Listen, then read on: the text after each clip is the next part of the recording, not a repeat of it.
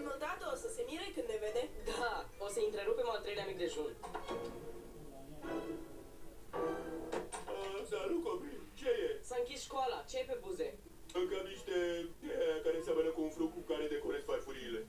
Te referi cumva la legume? Da, asta mi-a pătat buzele. O legumă. De ce fel? Una roșie? Am văzut-o, cine e? Cum se numesc oamenii pe care îi plătești să te chinuie până slăbești? Antrenor personal? Ea mi-a amintit că trebuie să merg în locul în care biciclete ajung se mișcă. La sală? Da, la sală, am întârziat, pa! Nu cred că se duce la sală. Dar geanta de sală pe care o avea era poșeta unei femei.